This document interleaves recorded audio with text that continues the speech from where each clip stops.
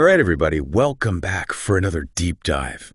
Today, we're tackling a topic that might seem a little intimidating at first, but trust me, it's super interesting, especially for those of you, and I know you're out there, who are diving into French with pronunciator. Right.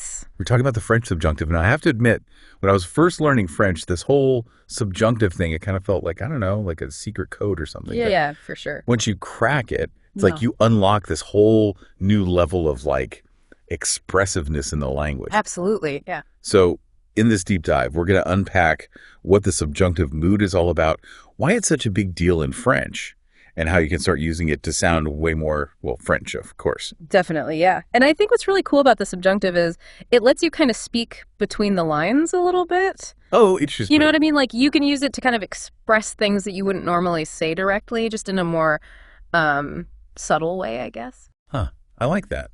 Subtlety. Very French. Yeah. So it's like instead of just stating facts, you're using the subjunctive to add a layer of what, like nuance or feeling to what you're saying. Exactly, yeah. And our source material for today actually sums it up really well. It says the subjunctive mood is used to express things like doubt, desire, emotion, necessity, all those kind of less concrete things. I see. So like when we say in English, I wish it were Friday, it's not that it actually is Friday, right? Right, exactly. It's that desire, that wish that you're expressing. And in English, we don't even really think about it, but we use the subjunctive there without even realizing it.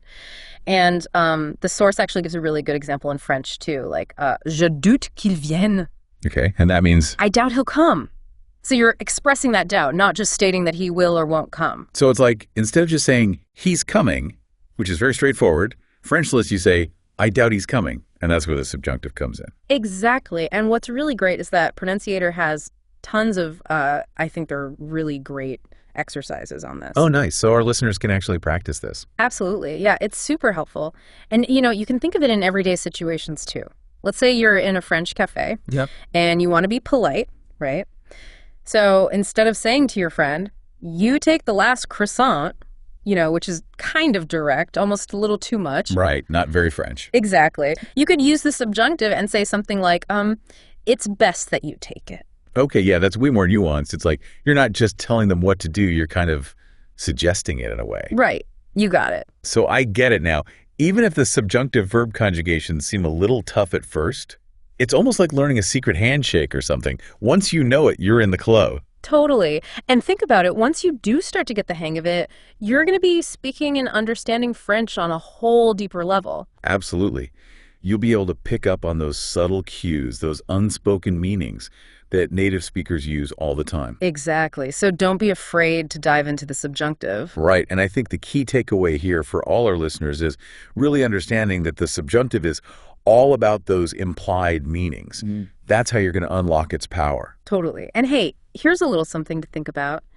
As you're listening to French music or watching a film, maybe even just people watching at a cafe, try to notice how native speakers use the subjunctive. Oh, that's a fantastic tip. It's like a little treasure hunt, right? You start to listen for it, and suddenly you hear it everywhere. Exactly. It can really open up a whole new level of understanding of how French really works, how people actually use it, I love that. It's like you're not just learning the language, you're learning the culture, too. You're really immersing yourself. Exactly. Well, on that note, that is about all the time we have for today's deep dive. It's been fun. Big thanks to everyone for listening, and a special shout out to all of our pronunciator learners out there. You've got this.